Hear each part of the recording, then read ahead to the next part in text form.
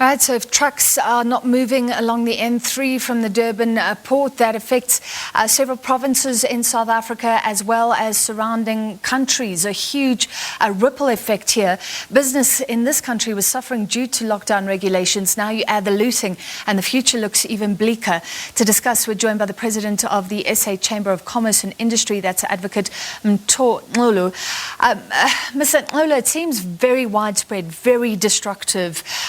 What's your assessment with an ear to business on the ground?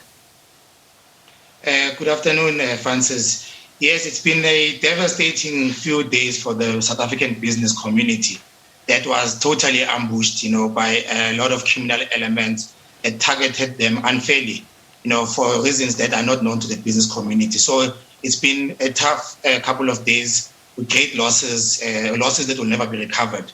And it's actually a dark time for our country at the time when we're trying to manage the impact of the lockdown, and now we have to deal with criminal elements that are targeting innocent business people who are trying to make do with the economy that is in a recovery phase. And I mean, short term, we can see the impact. The shops closed, damaged. We saw a mall being ripped apart earlier, one of our reporters said. But what are the long-term impacts on employment in those shops? I mean, there is going to be a ripple effect across the economy again. It's definitely going to have a ripple effect because who has confidence in an economy that can be looted so easily, so opportunistically, and almost like we were found on a back foot, because most people now who are trying to recover from the COVID-19 impact on the economy who have lost their jobs will want to go into business. So how do we inspire a long-term commitment to entrepreneurship if people run the risk of going to bed one night as business people and waking up in the morning with great losses? So it is damaging, and I think we're going to have bigger problems moving forward as a country. We're crying out for investment. We want businesses here with cash to spend it, to create new jobs, to create new businesses. We want people to come from overseas. But do you fear we could actually see a lot of disinvestment because of what's happening? I think if it's protected, you will get a sense of disinvestment. Sometimes not always in the headlines, but one decision that the business will take not to make a further investment in this country is a form of disinvestment. And a number of those small pockets of decisions to halt investment can have a greater impact on the economy. So we have a great responsibility as leaders of this country now to look at the socio-economic fabric of South Africa, to say, are we managing the country and managing the social compact in a way that everyone feels included and we can drive investment moving forward? But if it's this piecemeal manner, we'll have a problem because no one will take the decisions. The big brands will move away, obviously, but even one entrepreneur that postpones a decision to open up a shop is a form of disinvestment, and it will be spurred by these kinds of acts. All right, so from a business perspective, what would you hope to see? What are you hoping for, and what would you like to hear from the president tonight?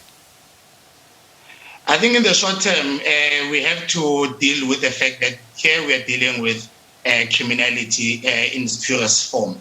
We do not believe that these are genuine protests, because a genuine protest will have the correct demands being addressed at the relevant authorities. Here you have widespread and sporadic attacks on the economy, and we are saying that the president must deal with the criminality, and those involved must face the full might of the law.